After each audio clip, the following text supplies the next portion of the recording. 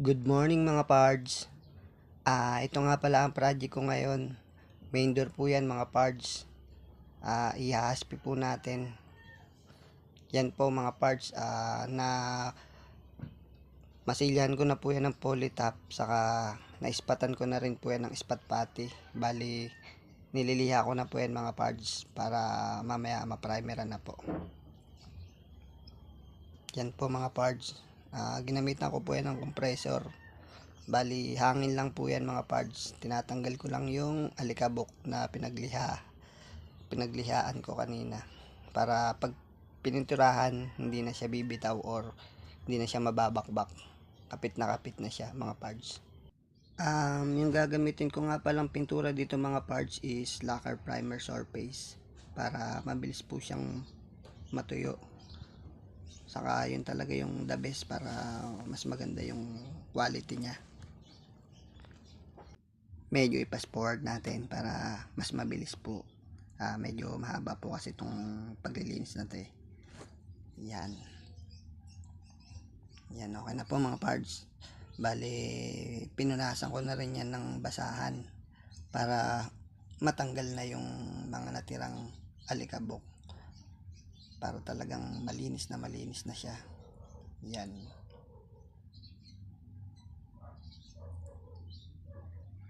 Yan mga pads, talagang lilinis ng mabuti. Kita nyo naman, may mga alikabok pa rin. Yan mga parts, bali paprimeran ko na po yan. Bali ang gamit ko pala dyan mga parts is lacquer primer surface, tapos nilagyan ko ng lacquer thinner, konting lacquer blue, saka tingting color. Rosy na po yan mga parts. Yan po kasi yung gusto ng may-ari. Ginaya namin yung kulay ng laminated sa third floor, yung sahig po. Bali yung finish niyan mga parts, yan po yung nasa likod ko mga parts. Yan po yung ginagaya ko. Hindi ko na pala ginamitan yan ng compressor kasi yung ball po na kulay puti dyan, yung nakikita nyo, napinturahan na po yan ng elastomeric. Kaya hindi na ako gumamit ng compressor kasi baka dumikit lang yung pintura sa wall, kaya hindi ko na ginamitan. Gamit ko naman dyan ruler, ano po yan, Wallmax po yan. Sa mga nakakaalam, alam nyo na yun. Sa mga gusto namang mag DIY, magpintura ng kanilang mga cabinet, pinto o lamesa, baka may makuha kayo konting diskarte dito. Iba-iba naman kasi yung diskarte ng mga nagpipintura kanya-kanyang trip lang yan. Yan po mga parts.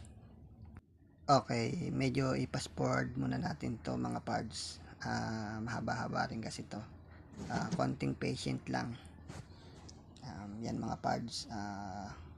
Taas baba lang po yung pagpipintura natin. Yan, up and down lang mga parts.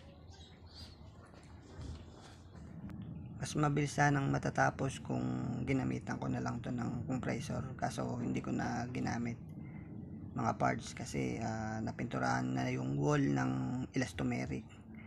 Baka madoble lang yung trabaho, kaya pinagtiyagaan ko na lang na mano-mano na lang. Bali 3 unit kasi to mga parts. Itong main door na to sa kabilang unit to, dito ko na lang ginagawa kasi nandito lahat ng mga materyales.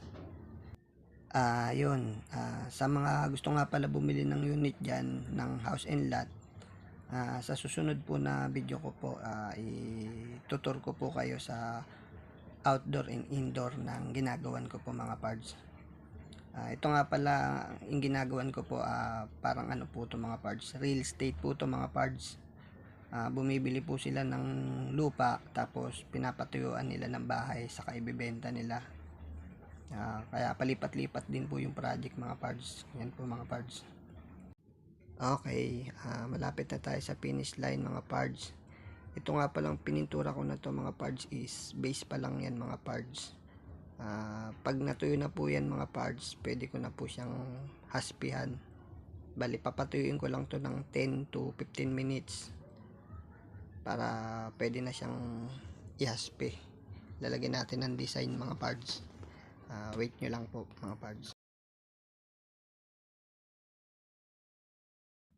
Okay, yun mga pards, na haspian ko na nga pala yung gitna ng main door. Hindi ko na naipakita kasi medyo matrabaho po ito mga pards. Ayan po. Yan pong nilalagay ko na yan mga pards is ano po yan, medyo idadark ko haspe para maganda yung design ng haspe niya mga pards. Yan nga pala is na ipitan ko na ng sealer, kaya walang problema po yan mga pards. Kahit lagyan ko ng ganyan, mabubura din yan mamaya. Nilagyan ko na rin ng masking tape yung mga dugtungan ng pintuan para mamaya makita ko yung design niya. Yan mga pards. Pinapatak-patakan ko lang siya ng tingting color para hindi mag dark ng gusto yung kulay ng pintuan. Mga pards, yung ginamit ko nga pala dyang tingting color is burn amber, saka rosina, saka onting Venetian red. Tatlong kulay po yan mga pards. Pinaghalo-halo ko po, tapos sinaluan ko ng paint thinner para po malaro natin yung kulay. Yan po yung panghaspi natin mga pards. Ginamitan ko lang yan ng basahan para ikalat yan, saka paint thinner po mga pards. Yan po. Yan po ang pinampupunas ko dyan mga pards.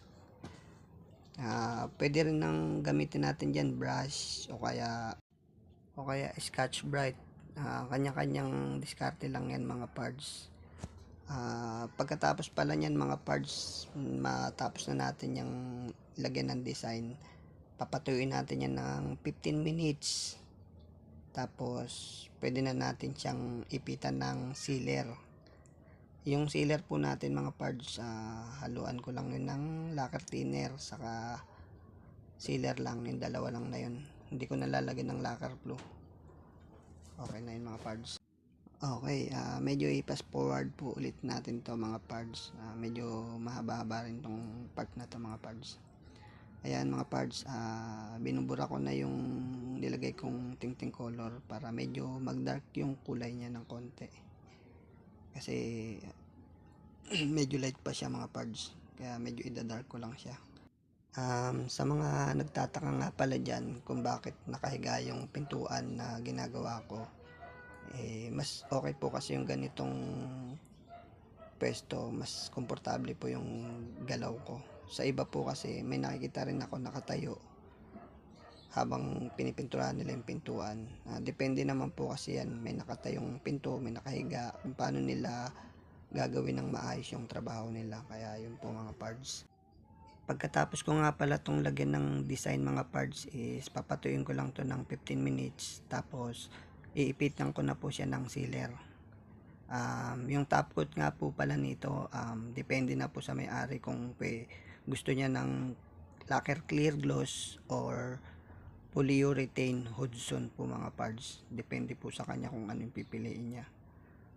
Siya na pong bahala kung anong gusto niya mga pards. Salamat mga pards.